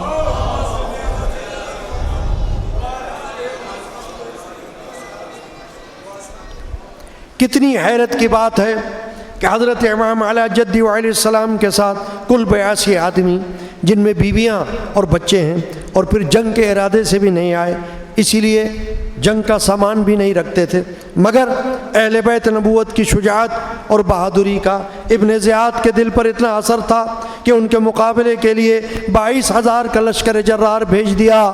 2 گنی چوگنی 10 گنی کیا 100 گنی تعداد کو بھی کافی نہیں سمجھا۔ کوفہ کے تمام قابل جنگ افراد کو کربلا میں بھیج دیا، اس کے باوجود لوگوں کے دل خوف زدہ ہیں اور جنگ آزما دلاوروں کے حوصلے پست ہیں۔ آخر مجبوراً ان کو یہ فیصلہ کرنا پڑا کہ امام کے لشکر پر پانی بند کر دیا جائے، تبھی ان کا مقابلہ کیا جا سکے گا۔ چنانچہ ابن سعد نے عمر بن حجاج کو 500 سواروں کے ایک دستے کے ساتھ دریائے فرات پر مقرر کر دیا تاکہ امام اور ان کے ساتھی پانی کی ایک بوند نہ لے سکیں۔ یہ واقعہ حضرت امام کے شہید ہونے سے 3 دن پہلے کا ہے۔ حضرت ابن سعد نے حضرت امام کے پاس آدمی بھیجا کہ ان سے پوچھو وہ یہاں کیوں آئے اور کیا چاہتے ہیں۔ آپ نے جواب دیا تمہارے شہر کوفہ کے لوگوں نے خطوط لکھ کر مجھے یہاں بلایا اور مجھ کو دعوت دی ہے، اگر میرا آنا تمہیں پسند نہیں تو میں واپس چلا جاتا ہوں۔ ابن سعد نے اپنا سوال اور حضرت کا جواب لکھ کر ابن زیاد کو بھیج دیا۔ اس نے جواب میں لکھا کہ تم حسین اور ان کے ساتھیوں سے کہو کہ وہ یزید کی بیعت کر لیں، اگر وہ بیعت کر لیں گے تو اس کے بعد جو مناسب ہم سمجھیں گے وہ کریں گے۔ ابن سعد کو جب یہ خط ملا تو اس نے کہا میں سمجھ گیا کہ ابن زیاد کو امن و عافیت منظور نہیں۔ حضرت امام نے ابن سعد کو پیغام بھیجا کہ آج رات ہم تم سے ملنا چاہتے ہیں۔ ابن سعد نے یہ بات مان لی اور رات کے وقت 20 سواروں کے ساتھ دونوں لشکروں کے درمیان آیا، اور آپ بھی 20 سواروں کے ساتھ تشریف لے گئے۔ دونوں نے اپنے اپنے ساتھیوں کو علیحدہ کر دیا اور تنہائی میں دیر تک گفتگو کرتے رہے۔ آخر میں حضرت امام نے فرمایا کہ میں 3 باتیں تمہارے سامنے رکھتا ہوں، تم ان میں سے جسے چاہو منظور کر لو۔ ایک تو یہ کہ میں جہاں سے آیا ہوں مجھے واپس جانے دو۔ نمبر 2، مجھے کسی سرحدی مقام پر لے چلو، میں وہیں رہ کر وقت گزار لوں گا۔ اور نمبر 3، مجھ کو یزید کے پاس دمشق کی طرف جانے دو، اطمینان کے لیے تم بھی میرے پیچھے چل سکتے ہو، میں اس کے پاس جا کر براہ راست اس سے بات کروں گا، جیسے کہ میرے بھائی حضرت حسن نے امیر معاویہ سے طے کیا تھا۔ حضرت امام حسین کا رویہ ایسا نرم تھا کہ ابن سعد نے اقرار کیا کہ آپ تو صلح کے راستے پر ہیں۔ بہت خوش ہو کر ابن زیاد کو لکھا کہ اللہ تعالیٰ نے آگ کا شعلہ بجھا دیا اور اتفاق کی صورت پیدا فرما دی اور امت کے معاملے کو سلجھا دیا۔ رسول پاک پہ بھیجائے خدا درود و سلام، علی و فاطمہ حسن و حسین پر بھی مدام۔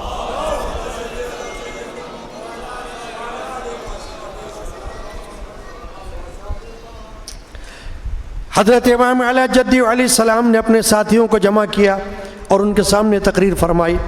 سب تعریفیں اللہ تعالیٰ کے لیے ہیں، آرام و تکلیف ہر حال میں اس کا شکر ہے۔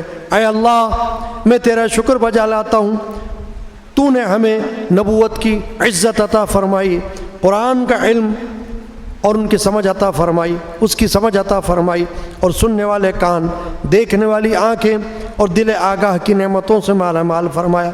اس کے بعد حضرت نے فرمایا میں دنیا میں کسی کے ساتھیوں کو اپنے ساتھیوں سے زیادہ وفادار بہتر نہیں جانتا، اور نہ کسی کے گھر والوں کو اپنے گھر والوں سے زیادہ نیکوکار اور صلہ رحمی کرنے والا دیکھتا ہوں۔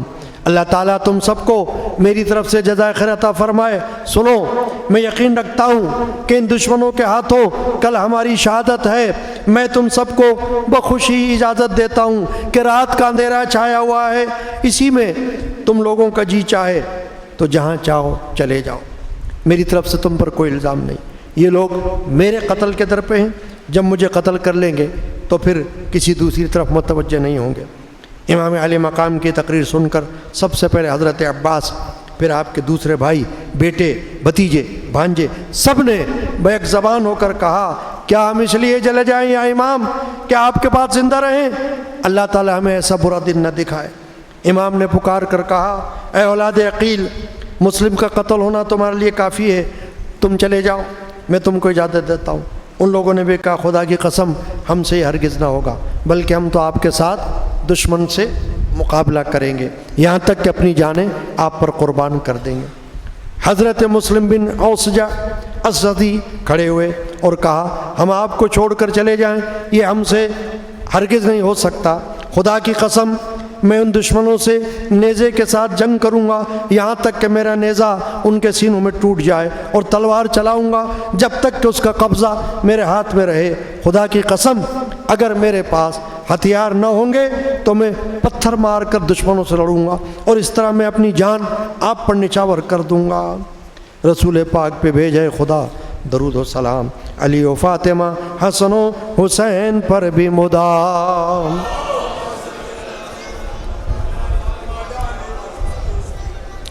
اس کے بعد حضرت امام علی مقام امام حسین رضی اللہ تعالیٰ عنہ نے اور آپ کے تمام ساتھیوں نے نماز، دعا، توبہ، استغفار، اس میں تمام رات شب عاشورہ گزار دی، اور اس کے ساتھ ہی خیموں کی پشت پر خندق کھود کر لکڑیاں بھر دیں تاکہ جنگ کے وقت ان میں آگ لگا دی جائے تو دشمن پیچھے سے حملہ نہ کر سکے۔ یہ شب عاشورہ کا مختصر ذکر تھا۔ بقیۃ البیان انشاءاللہ تعالی کل کے دن یعنی یوم عاشورہ میں صبح کو جو مجلس ہوگی اس میں بیان میں آئے گا، جس میں آپ کے بیٹے، بھتیجے، بھانجوں کی شہادت کا واقعہ ہوگا، اور حضرت سیدنا امام علی مقام امام حسین رضی اللہ عنہ کی شہادت کا بھی ذکر ہوگا۔ اللہ تعالیٰ کل یوم عاشورہ میں ہمیں عقیدت محبت کے ساتھ حاضری کی توفیق عطا فرمائے، آمین اللہم یا رب العالمین۔ سلطان کربلا کو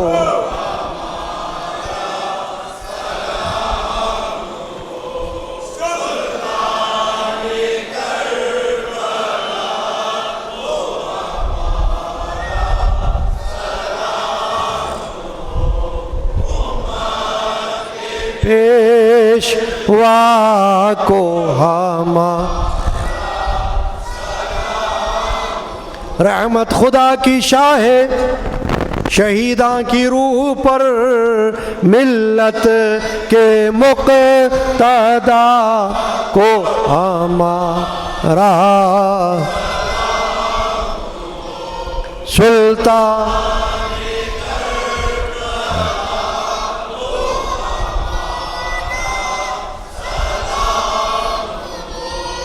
امت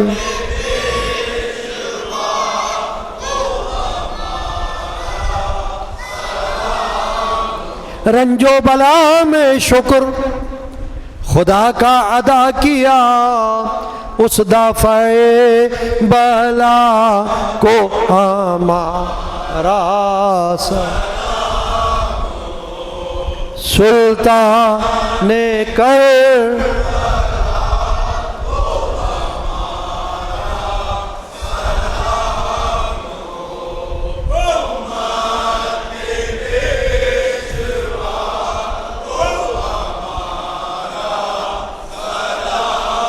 خنجر گلے پہ اور دعا لب پہ ہے رواں، اس پہ کرے عطا کو ہمارا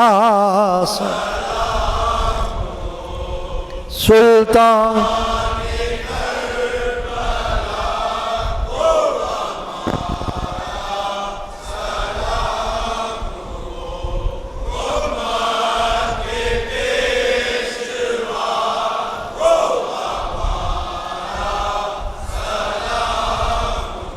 تیغوں کے سائے میں بھی عبادت خدا کی برہان عتقیہ کو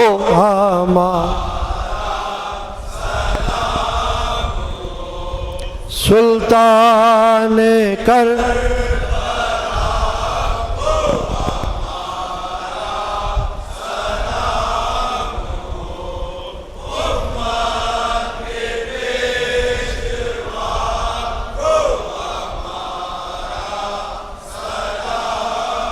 یہ بھوک اور یہ پیاس، یہ فرض جہاد حق، سر چشمہ رضا کو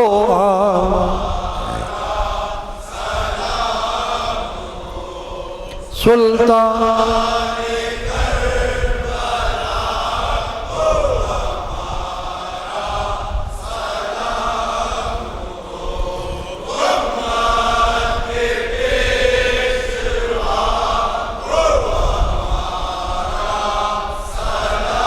بیٹے بھتیجے بھانجے سب ہو گئے شہید، قربانی خدا کو ہمارا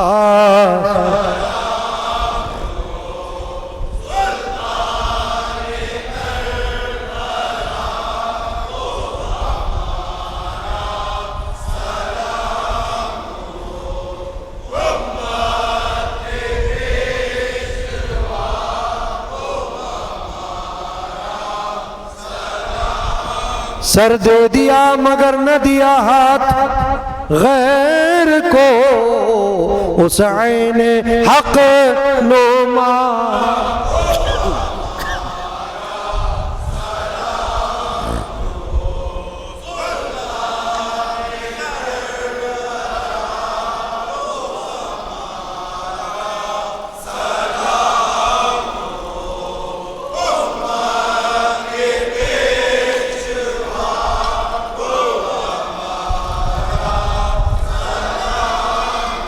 پڑھ کر درود ادب سے غلام حزی تو کہہ رحمت اللہ علیہ سلطان کر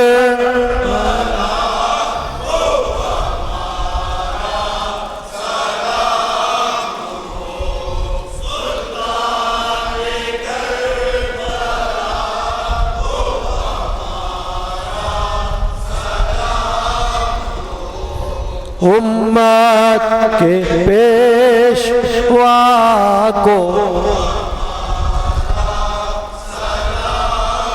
آمین بسم اللہ الرحمن الرحیم یا حسین علی آپ کے سر یا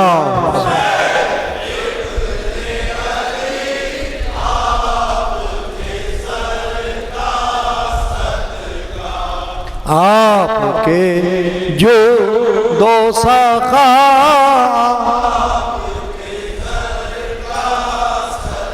آپ کے بذل و عطا، آپ کے گھر کا صدقہ، آپ کے صبر و رضا فتح و ظفر کا صدقہ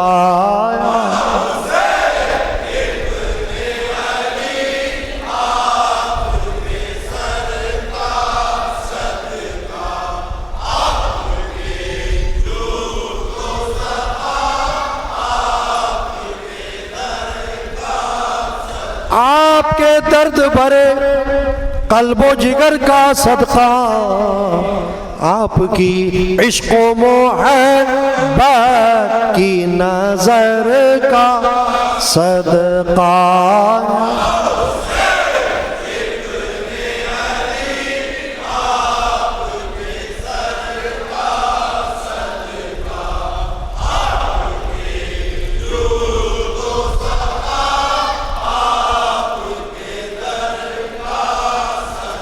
آپ کے جتنے ہیں دامن سے لگے یا مولا،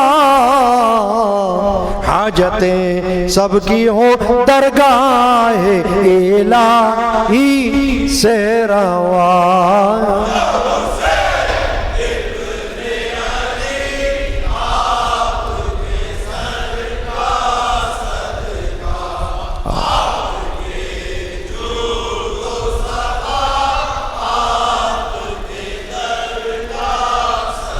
درد مندوں کو ملے درد و محبت کی دوا، اور جو بیمار ہے سرکار سے پائے وہ شفا یا حسین۔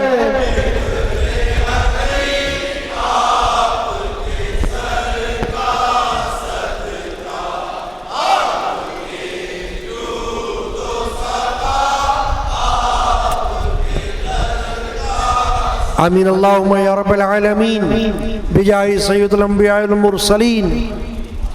اللہ تعالیٰ قدیمی مجالس یادگار شہادت حسینی کے سلسلے کی اس آخری رات کی حاضری کو ہم سب تمام خواتین، تمام حضرات، چھوٹوں بڑوں کی طرف سے قبول فرمائے، آمین۔ نیاز حسینی کے لیے خادمین روزانہ کی طرح آپ کی خدمت میں حاضر ہوتے ہیں، جن کو ذوق و شوق ہو وہ اس میں حصہ لے سکتے ہیں۔ دعاؤں کے لیے جنہوں نے عرض کیا ہے، اللہ تعالیٰ سب کی طرف سے ان کی دعاؤں کو قبول فرمائے۔ مرحوم دادا محمد اسلام، مرحوم دادی خاتون اسلام، مرحوم والد محمد احسان، ان کے لیے دعائے مغفرت۔ شکیل قادری کے بھائی کے لیے دعا صحت، ذاتی مکان کے لیے دعا، محمد یونس قادری کے روزگار کے لیے دعا، نسیم قادری کے اہلیہ کے صحت یابی کے لیے دعا، محمد غوث کے والدین کی مغفرت کے لیے دعا، میر عبدالعزیز کی مغفرت کے لیے دعا، محمد سلیم کے گھر کی تعمیر میں کامیابی کی دعا، اقبال قادری کی مغفرت کی دعا، ان کی نواسی حریم فاطمہ کی صحت کی دعا، اور کسی صاحب نے حاجی جمعہ، ان کی طبیعت ناساز ہے، ان کے صحت کے لیے دعا۔ سید عبد المقصد شاہ جو ہے اس کے لیے دعا کی درخواست کی گئی ہے کہ وہ بہنوں سے لڑتا ہے، نمازی ہو جائے اور نہ لڑے۔ اللہ تعالیٰ سید عبد المقصد شاہ کو ہدایت نصیب فرمائے۔ سید فراز شاہ کی پولیس میں نوکری کے لیے دعا کی درخواست، اللہ تعالیٰ کامیابی عطا فرمائے۔ محمد عرفان جو موذی مرض میں مبتلا ہیں، اللہ ان کو شفا دے۔ محمد باسط امتحان میں کامیابی کے لیے دعا، اللہ اس کو کامیاب کرے۔ اور باقی جو حضرات یہاں بیٹھے ہوئے ہیں اور جو خواتین ہیں وہاں، جن کے دلوں میں دعائیں ہیں، بارگاہ الہی میں ان کی نیت کرتا ہوں کہ اللہ تعالیٰ ان سب کی دعاؤں کو قبول فرمائے، آمین اللہم یا رب العالمین۔ تمام حضرات 3 بار سورہ اخلاص، 1 بار سورہ فاتحہ تلاوت فرما لیں۔ اعوذ باللہ من الشیطان الرجیم، بسم اللہ الرحمن الرحیم۔ قل هو اللہ احد اللہ الصمد لم یلد ولم یولد ولم یکن له کفوا احد۔ قل هو اللہ احد اللہ الصمد لم یلد ولم یولد ولم یکن له کفوا احد۔ قل هو اللہ احد اللہ الصمد لم یلد ولم یولد ولم یکن له کفوا احد۔ بسم اللہ الرحمن الرحیم۔ الحمد للہ رب العالمین الرحمن الرحیم مالک یوم الدین، ایاک نعبد و ایاک نستعین، اہدنا الصراط المستقیم صراط الذین انعمت علیہم غیر المغضوب علیہم ولا الضالین، آمین۔ ببرکتی رسول پاک پہ بھیجے خدا درود و سلام، علی و فاطمہ حسن و حسین پر بھی مدام، اللہم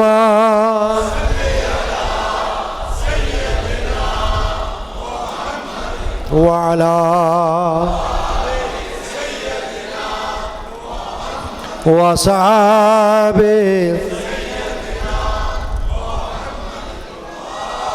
وابنی سیدنا الشیخ الغوث اعظم۔ کل یوم عاشورہ ہے، دن کو انشاءاللہ مجلس ہوگی، صبح 11 بجے آغاز ہوگا قرآن خوانی سے، اور اس کے بعد مجلس بیان انشاءاللہ شروع ہو جائے گا اور تقریباً ظہر کے وقت تک جاری رہے گا۔ چنانچہ کل کے دن یوم عاشوراء میں اللہ تعالی ہم سب کو پھر حاضری کی توفیق عطا کرے۔ کل رات کو کوئی محفل نہیں ہوگی، پرسوں پھر جمعہ ہے، جمعے کا بیان خطبہ وغیرہ ہوگا، اور جمعے کو رات کو کوئی محفل نہیں ہوگی۔ ہفتے کے دن عشاء کے بعد سوہم حسینی کی فاتحہ اور 11ویں شریف کی فاتحہ دونوں ایک ساتھ ہوگی۔ چنانچہ کل کا دن جمعے کا خطبہ اور تقریر، اور پھر ہفتے کے دن عشاء کے بعد محفل، یہ یاد رکھیے۔ اللہ تعالی حاضری کی توفیق عطا کرے، آمین۔ یا اللہ، یا رحیم، یا رحمان، قدیمی مجالس یادگار شہادت حسینی کے سلسلے میں جن جن خواتین حضرات نے شروع چاند رات سے لے کر آج کی رات تک مسلسل حاضری دی ہے، یا اللہ ان کی حاضریاں قبول فرما، اور جنہوں نے کچھ راتوں میں حاضری دی ہے ان کی بھی حاضریاں قبول فرما۔ یا اللہ آئندہ حاضریاں ہم کو نصیب فرما۔ یا اللہ جو کچھ ہم نے پیش کیا ہے ان تمام راتوں میں اس کو قبول فرما۔ حضور نبی کریم رحمت العالمین شافی المذنبین صلی اللہ علیہ وسلم کی بارگاہ اقدس میں نظر فرما۔ صحابہ کرام، اہل بیت اعظام، تابعین، تبع تابعین، اولیاء کاملین رضی اللہ عنہم اجمعین کی بارگاہ میں نظر فرما۔ بالخصوص سید الشہداء حضرت امام حسین رضی اللہ تعالیٰ عنہ کی بارگاہ اقدس میں نظر فرما۔ ان کے تمام اہل بیت پاک کی بارگاہ میں نظر فرما۔ سیدنا غوث الاعظم رضی اللہ تعالیٰ عنہ کی بارگاہ اقدس میں نظر فرما۔ ہمارے تمام مرشدان پاک کی ارواح کو ثواب پہنچا۔ تمام عزیز و اقارب، تمام پیر بھائیوں بہنوں کی ارواح کو ثواب پہنچا۔ ہم سب کے نام اعمال میں اجر و ثواب داخل فرما۔ یا اللہ اس حاضری کے وسیلے سے چھوٹے بڑے کھلے چھپے تمام گناہ و خطاؤں کو ہمارے بخش دے، بے روزگاروں کو حلال رزق عطا کر، تنگ دستوں کو فراخی عطا کر، قرض داروں کے قرض دور کر، مجھ گناہگار سمیت تمام بیماروں کو شفا دے، صحت کاملہ عطا کر، شفاء عاجلہ عطا کر، موذی وبا کو دور کر دے، موذی وبا کو اٹھا لے، موذی وبا سے سب کو بچا لے، کل مخلوق پر رحم فرما، صدقہ حسنین غوث ثقلین کل مخلوق پر رحم فرما، آمین۔ یا اللہ جو بے اولاد ہیں ان کے ہاں تندرست نیک اولاد عطا کر، تندرست اولاد نرینہ عطا کر، اور جو بچے بچیاں ہیں ان کو نیک جوڑے عطا کر، نیک رشتے عطا کر، صدقہ حسنین غوث ثقلین۔ یا اللہ تمام بچے بچیوں کی رکاوٹوں کو دور کر، ان کو نیک رشتے عطا کر، انہیں نیک جوڑے عطا کر، آنے جانے والوں کو حفظ و امان میں رکھ، آمین۔ نئی کتاب جو میں نے ترتیب دی ہے کتاب الوظائف، اس میں دعائیں اور وظائف جمع کیے گئے ہیں، اور خاص کر وہ وظائف جو ہمارے خاندان کے مشائخ سے ہم تک پہنچے ہیں وہ ہم نے اس میں جمع کر دیے ہیں۔ تو آپ تمام حضرات کو ذوق و شوق ہو تو باہر بک شاپ پر سے وہ کتاب الوظائف آپ حاصل کر سکتے ہیں، اور گھروں میں رکھنے کے قابل ہے۔ کوئی مشکل، کوئی پریشانی، کوئی حاجت ہو تو اس کتاب میں سے دیکھ کر کوئی ورد، کوئی وظیفہ، کوئی اور اوراد میں سے جو کچھ بھی اس میں لکھا ہے وہ پڑھا جا سکتا ہے۔ اللہ تعالیٰ توفیق عطا کرے، آمین۔ وصلی اللہ تعالی۔